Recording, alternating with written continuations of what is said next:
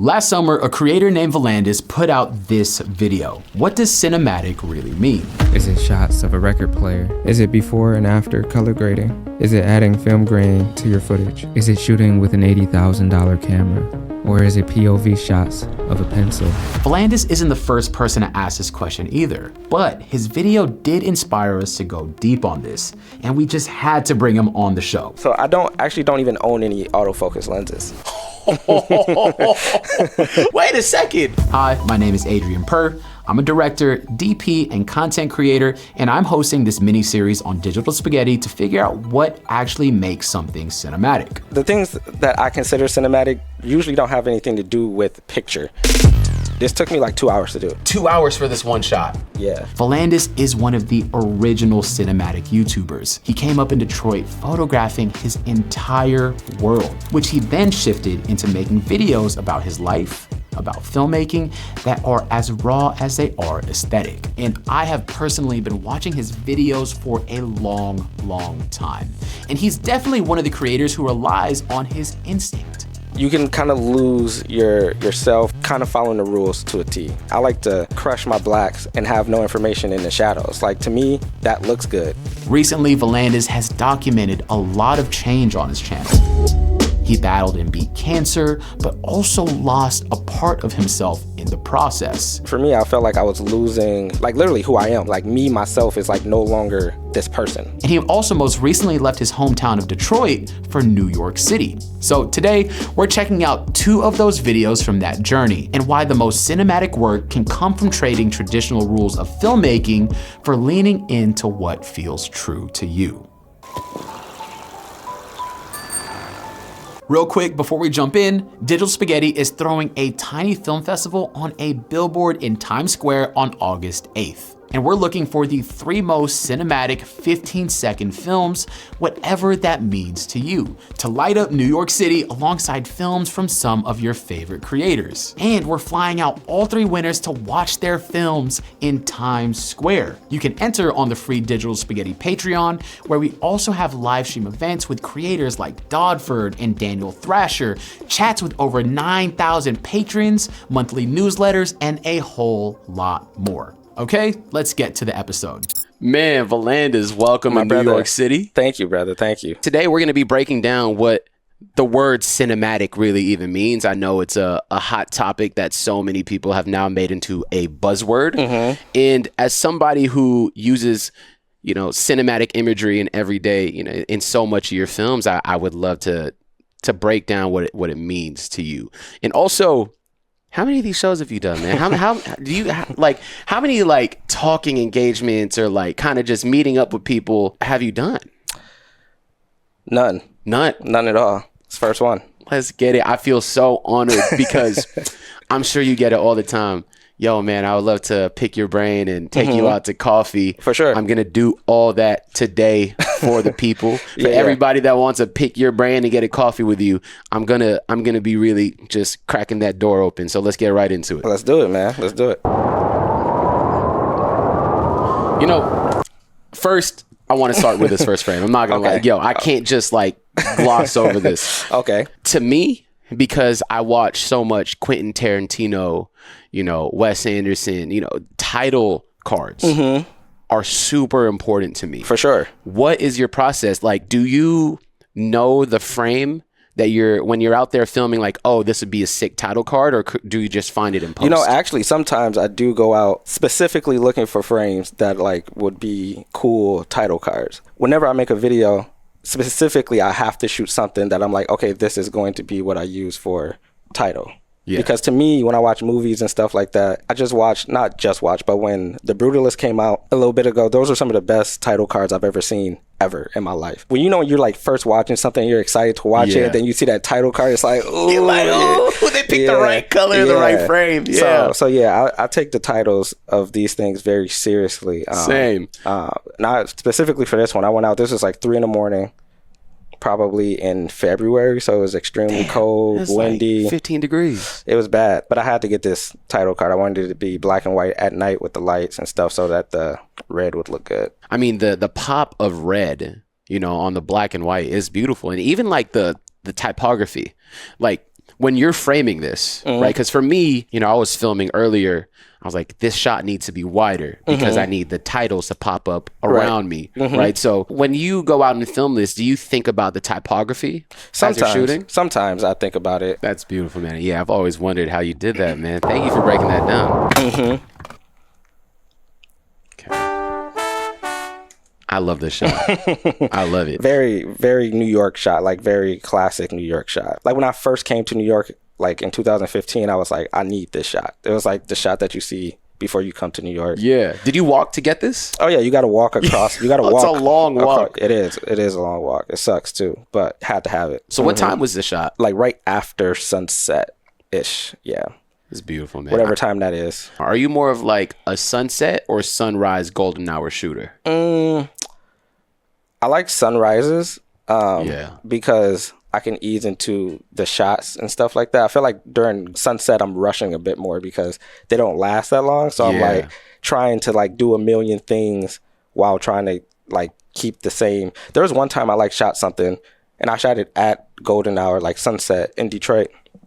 And like I said, it doesn't last very long. And then we shoot for 38 minutes, an hour, and then I'd have to shoot again the next day, 30 minutes for an hour, then shoot again the next day. And then in Detroit, there's not many sunsets. Like sometimes it's a bit gray there. So I'd have to wait a week to shoot again. And then, it's so I like sunrises a little bit more, I think.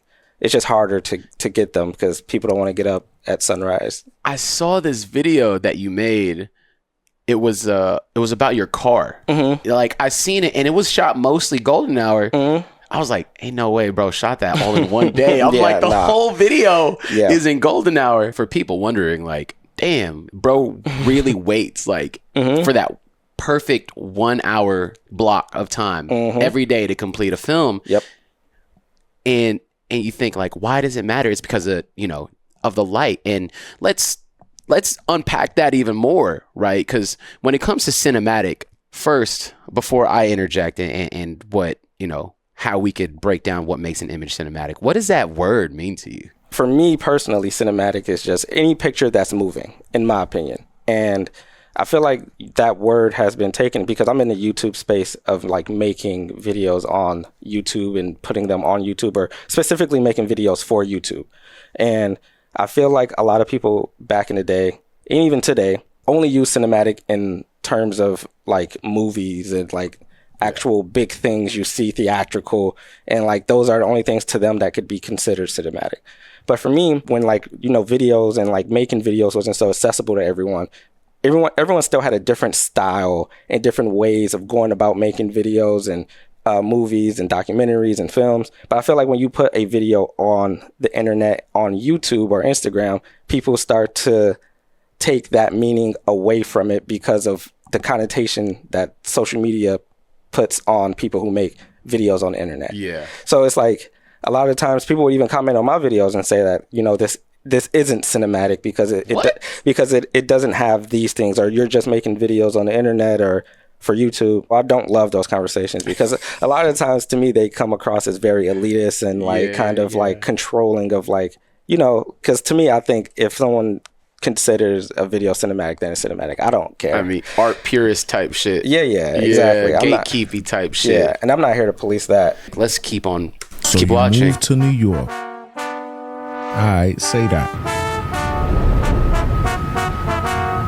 Now, this shot, it's cinematic and storytelling on so many different levels because the continuity from you being on the bridge to you looking at the bridge, it's, I don't know, it's so beautiful. You personally, when you're framing something, do you think about, I'm going to put the camera on the shadow side? Oh yeah, for sure. So, I think all of those kind of like kind of rule based things to make something cinematic, like I follow them to a certain extent. So like, yes, filming on the shadow side. Yeah, let's break that down. Like what are your rules, right? Like when you're out there filming with your camera, it's golden hour, the sun is in an optimal place. What would you say those rules are? I do a thing where, and I made a video about this not too long ago, but I do this thing where it's called the cinematic triangle, basically. So what I do is I would place my camera and the light source and the subject in a triangle. So that's the triangle. I'll usually do that because to me, that's what looks the best when I film. The things that I consider cinematic usually don't have anything to do with picture, in my opinion.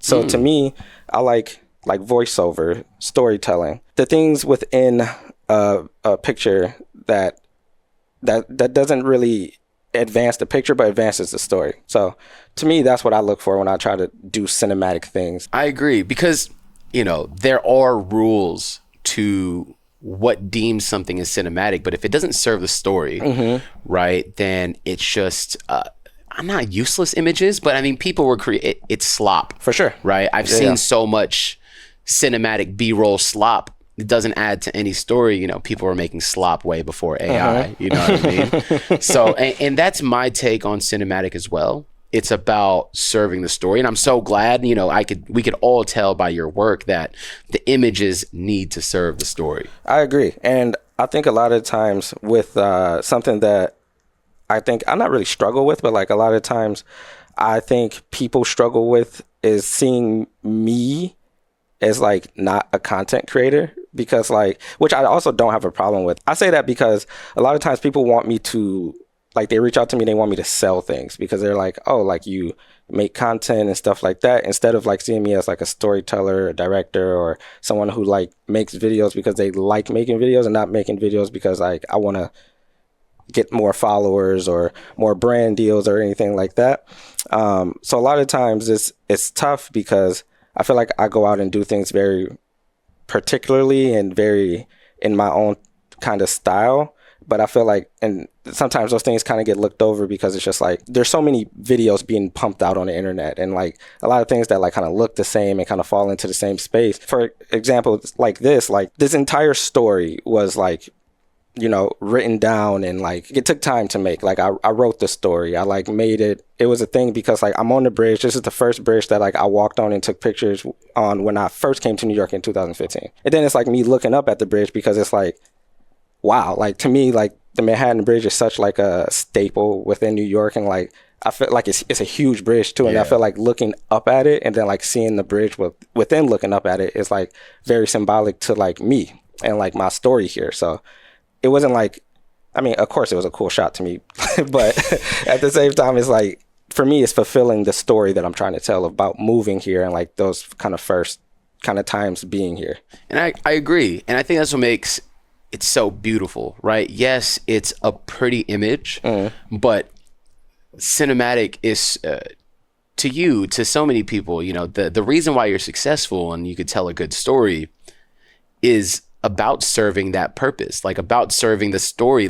How does this add to it? What does it make you? What is the fulfillment inside? It's symbolic, right? You're when you look up, it's heroic for sure. And there's so many things that you do. Even in this simple shot, right? Most people would frame, if you want to look into the frame, and, they would say, don't look out at it. You want to frame yourself on the left third, right? Look that way and show what you're looking at. But a rule that is not a rule, but something that's felt is when you look outside the frame, you're looking at something that is uncertain, like a future. For sure. And the future, you looking up, it's oh man, this is a triumphant moment. For sure. What did you shoot this on? I shot this on FX3 50 millimeter lens with a diopter on it. To get the macro. Front or on the back? On the front. On the front. Yeah. Yeah, I was just you can't get that close. It looks like a 105 macro, F4. Yeah. Yeah, which was, I had this shot in my head. I was before I went out and shot this shot. Oh, you shot this by yourself? That's even crazy. So before I went out and shot this shot, I knew I wanted this shot. I was I want the reflection of the bridge in my glasses. It turns out that this is not an easy thing to do. This took me 2 hours to do. 2 hours for this one shot. Yeah. Getting this shot with no reflections is insane. And then that's why it was hard. And the curvature of the lens, I'm sure, is crazy as well. And nailing the focus with your manual lenses.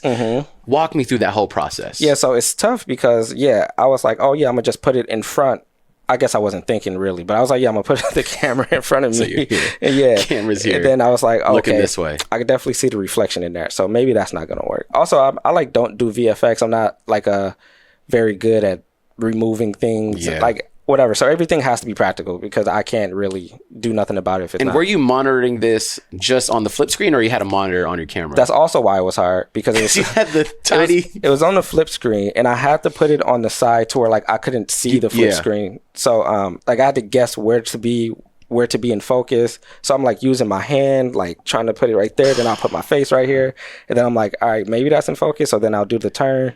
The struggle look at it. of using manual in focus. I'm like, all right. So yeah, I did this for a bit of time, and then like eventually I finally figured it out. Did it a few times just to make sure I had it, and yeah.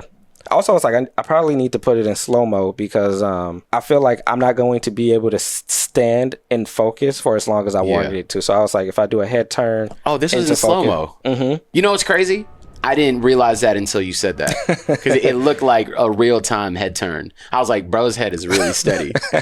Yeah, so I was like, let me put it in slow-mo because if I just stand there, like just naturally my body is gonna like move in and out of focus, and I didn't want that because initially I was just gonna stand there and have it slowly zoom into the lens, like do a digital zoom into the glasses, and then that went out the window once I got here. So Now, I mean the head turn, everything about it, man. I kind of like the head turn though because then it kind of like puts it into frame, like the glasses brings it into frame. So I like that a little bit better, honestly. It's such a good shot. So it's crazy. I say this all the time. Like, here I am spending a lot of time for a 2-second shot that nobody knows. Yeah, you know what I mean? Exactly. Also, I have to like I had to like bend down because like my tripod's not tall enough, and I needed to like the angle in which I had it needed it to come into the glasses without it being seen in the glasses is such like a particular angle. So yeah, where is this? So it's just like right under here. the bridge. Oh no, wait, the camera? Yeah. Yeah, it's right here. Mm-hmm. And the shitty thing is I know exactly what you're talking about because when it's right here, that Sony flips out on the right side. Yeah. So the the thing is like behind you for sure at this point. Exactly. So and I you had see it. to I was like, hold on, bro. All right. Hopefully. Hold on, bro. Let me use my hand. I know exactly that struggle because I used to have to like let me just put like I'll use any random thing as a stand-in. Mm-hmm. Yeah, same. Yeah, like any inanimate object that I could find, I'm gonna put it in as my stand-in. Same. And that's all because like I just want to go out with a camera and a tripod and nothing else. Same. I could get a monitor, I guess, but it's just like I just like being out with just my camera and a tripod. All right, let's keep going. Man, I could talk about every frame for like 10 minutes, man. I don't know why you moved here, you feel me? But whatever the reason is, just make sure respect the city and the city will respect you. You heard? That's me, by the way. Oh, that's you? Mm-hmm. This is you walking? Hold on, let me move this.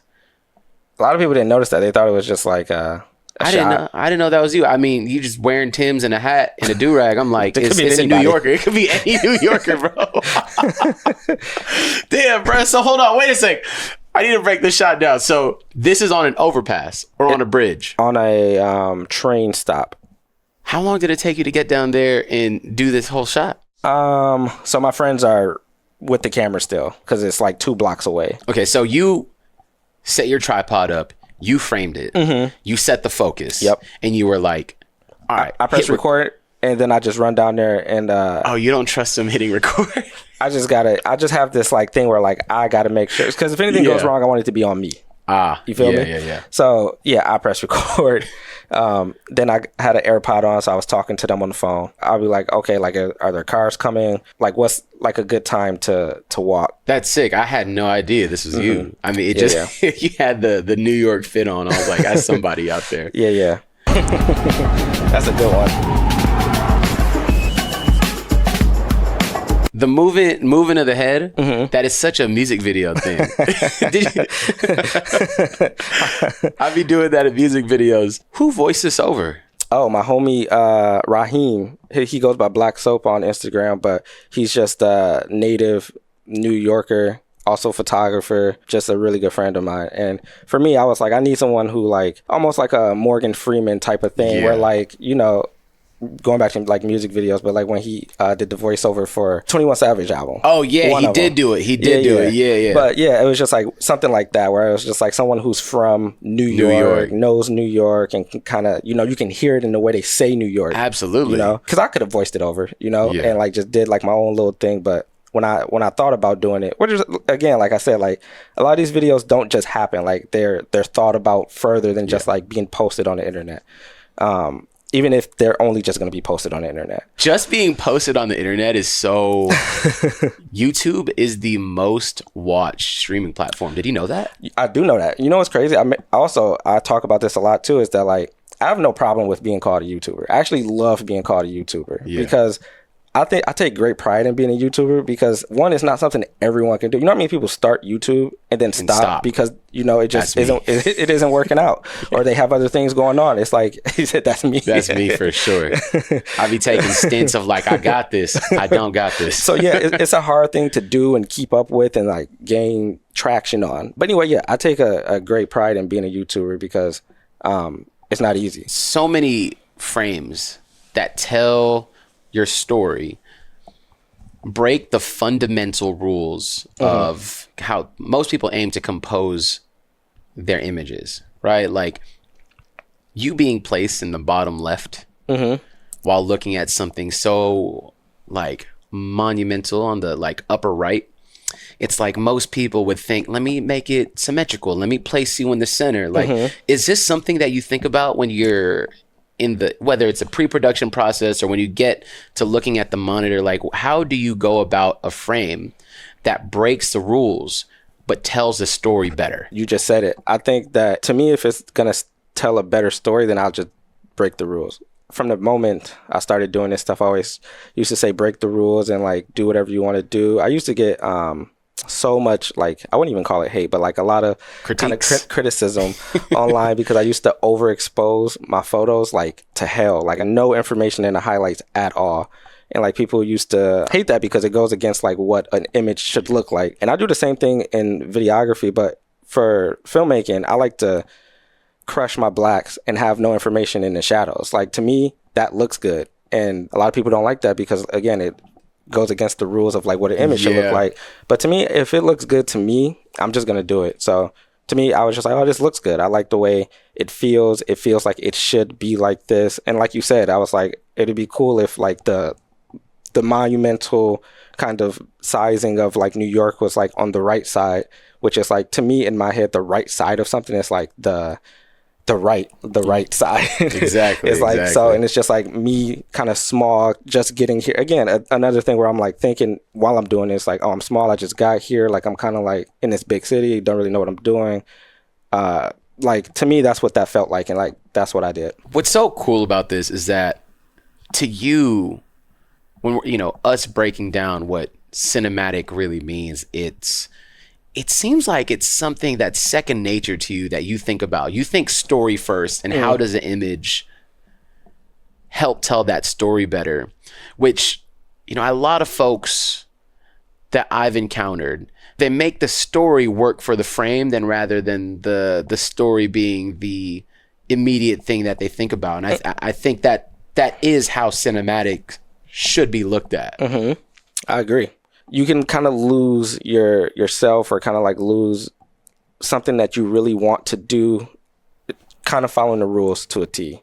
Because I think, again, I mean, rules are meant to be broken, especially within anything creative. I think some of the best creative things ever made was because someone decided to do whatever they wanted. Yeah. And yeah, that's kind of just like how I think everyone should go about doing whatever they do, because who cares at the end of the day? Like, if it looks good, it looks good. A lot of the times, some people won't even notice that. Like, sometimes a lot of people, if it looks good or like it helps tell that story, a lot of people won't even notice that like this broke a rule per se. New York. Hey, yo. Was this manual focus? Because, okay, so most people, they would set up their camera and have the focus track them the entire way. Why did you choose to leave it out of focus and step into focus in this frame? I love like something being out of focus and then like someone stepping into focus. Two, I think I don't have an autofocus lens, so I can. So what lens was this on? This was on a DZO Vespid Prime 35 millimeter, I think. Yeah. So I don't even own any autofocus lenses. None. So, you don't own a 24-70. I don't. Hold on, we got to unpack this whole process. Wait a second. Okay, so you step into frame. Yep. You look at your focus peaking. Do you mark where you're gonna land on? Yeah, just pull a piece of trash, put it right there, and just step into focus. I know that life, man. I used to shoot on a Blackmagic Pocket. Oh, damn. And I would have to, I would set my frame up, get focused. And the most difficult part is when you're far from your monitor. For sure. And you have to kind of guess where the tack sharp focus is at. So did you use the monitor app for this, or were you No, just nothing. Yeah. How many times you had to do this? Probably 7. Just because you slightly stepped out of focus.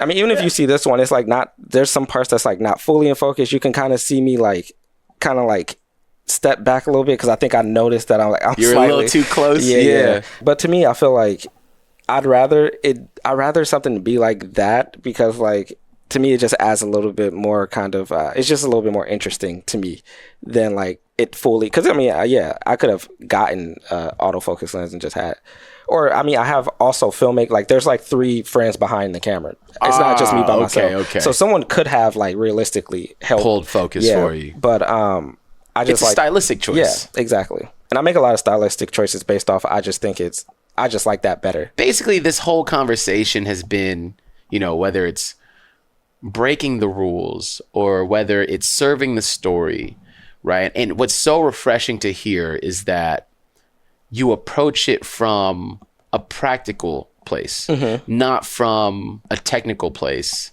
For example, if you want to be vulnerable, do you have a go-to lens to help convey that more? How do you help translate a vulnerable shot? If you want to make somebody feel like they're sitting across the table from you, what do you prefer? What is that thought process to make it feel more felt? So, for example, for the videos that I made when I was going through chemo, or Let's pull that up. We got that right here, brother.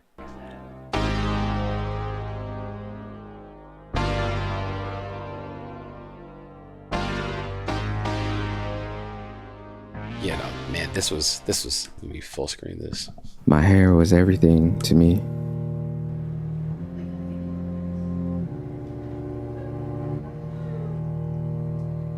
For as long as I can remember, my hair has always been a very important aspect of who I am. By the way, the title cards my for hair was the the first thing Cancer about Diaries was myself amazing. that I used to express my individuality.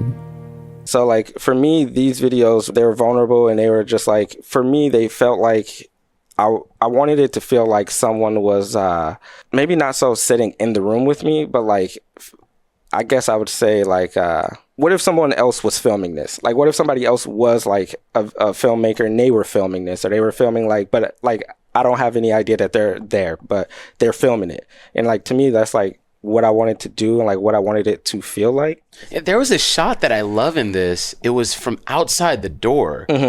And this right here, it's that's exactly what it felt like. It felt like somebody was watching you go through these vulnerable moments. Yeah, exactly. And a lot of the times I feel like I lean towards 50 millimeter, 35 millimeter, because I feel like those are vulnerable focal lengths, but you can also be kind of observant with those focal lengths. Yeah. When I want something to feel real, I'll lean towards the 35 to 50, because I don't know how true this is, but supposedly it's the eyes, right? It feels like you're looking at it through the human perspective. That's what they say. That's what I've heard I've never looked into it, but it sounds right. Yeah, it sounds about right. When I look at it through the monitor, I'm like, okay, this feels like eyes. Exactly. Yeah. So yeah, that's what all this stuff was shot on. I think 35 and a little bit of 50. I mean, you nailed it. I think I left a comment there. I was like, yo, this brought me to tears. Oh, man. I think so much of it serves the story, right? Your hair being your identity, a version of expression. And you brought us into that room of that process of you know, cutting it off, and this is like another chapter of Vuhlandes, and it really legitimately like brought me to tears. Wow. And I think capturing it on a 35 millimeter from the perspective of giving us as your viewers a peek into that life, there was no other better way to shoot it, in my opinion. For sure. Thank you, brother. I appreciate that. Cinematic. Let's get back to that word again. You made this video about what does cinematic even really mean? Now, what the is cinematic? People get so caught up in dynamic range, in open gate, in, you know, in body stabilization. It's just, yo, we shot on a 5D, and that was like the most groundbreaking technology. Exactly. You know what I mean? Oh, boom, the screen flips out. Amazing. So like, it's always so crazy to see when like a camera drops, like, is this the FX3 killer? For sure. Or like, is this, like, bro, any camera is capable of making beautiful images if cinematic is rooted in telling a good story. Yeah, I agree. And I feel like those things come from other processes of the video outside of the camera. Absolutely.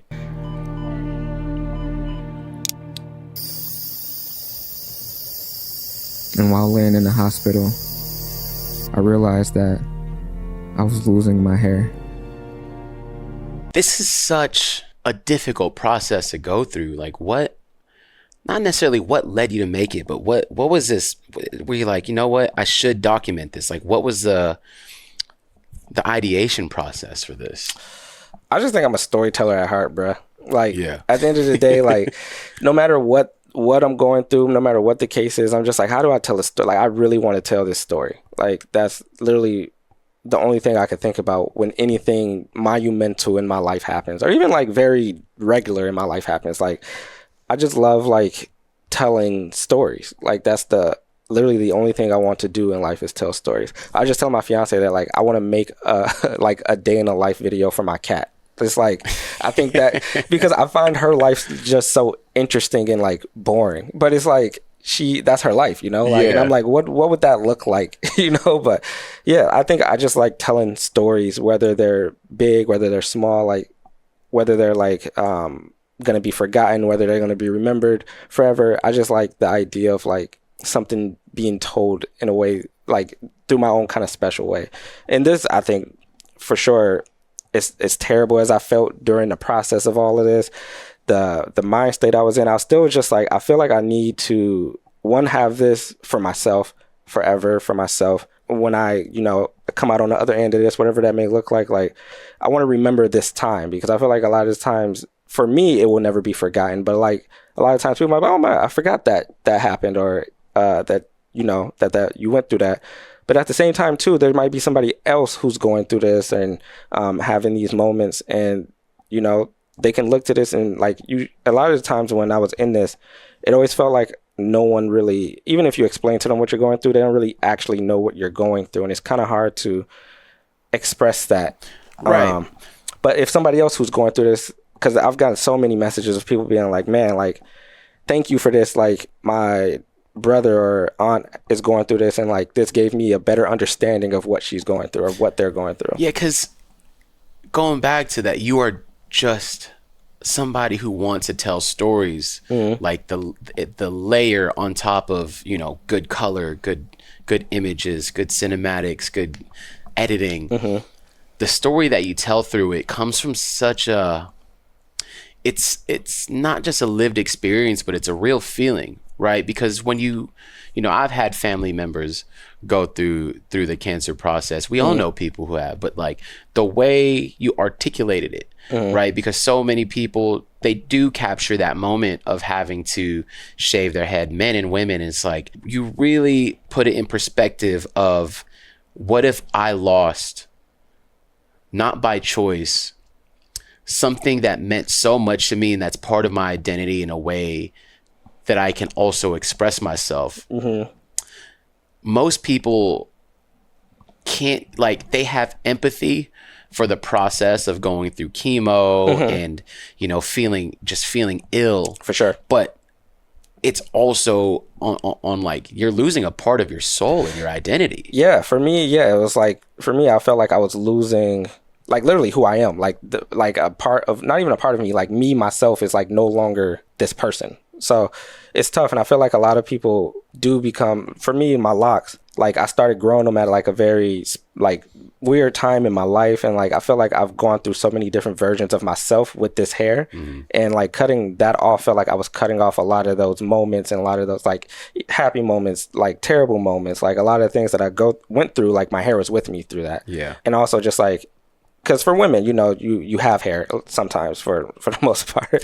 Yeah. But like, you know, like for me, it's like, this is a very like a process that I chose to go through, like having my locks and like taking care of them and just like having them on a journey with me through life. And I guess we could get into the deeper meaning of having locks and stuff like that. But for me personally, it just was like a thing that was very important to me.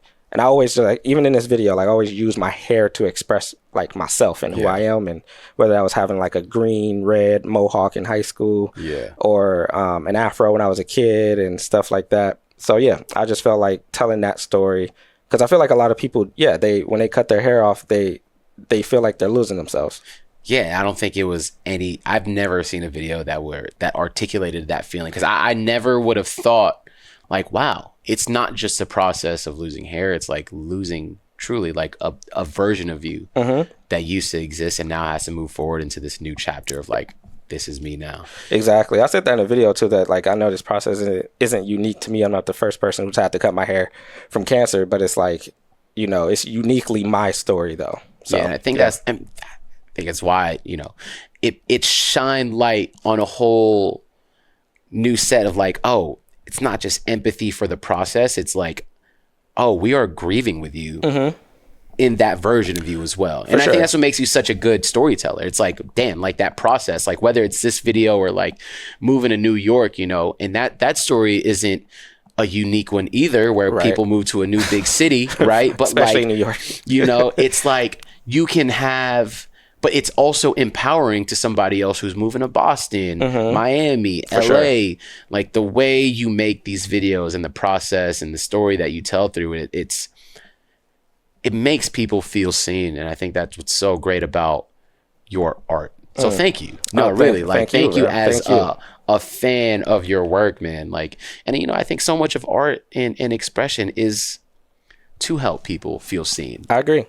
I think art's all about, it's meant to help people. It's meant to be political. It's meant to be sad. It's meant to be happy. I think art is all of those things, and that's the reason it exists. Well, thank you for letting us into your process, man. I really feel like I got to just sit down and pick your brain, and it was such a pleasure and an honor to do so. Man, thank you for having me. This is awesome. I love talking about stuff like this. So yeah, it was great. All right, well, thank you, brother. Thank you, my brother. Hey everyone, next week we're dropping the second episode of the miniseries with Danny Gevirtz, looking at his cinematic documentary about a world champion Taekwondo athlete. And if you haven't heard, we're asking you for your cinematic 15-second films to be part of a mini film festival on a billboard in Times Square on August 8th. A panel of judges will look at the 3 best films and fly out the 3 winning creators to New York City to watch them on the big screen. You can enter for free on Digital Spaghetti's Patreon page, and the link and info is down below. Catch y'all next week.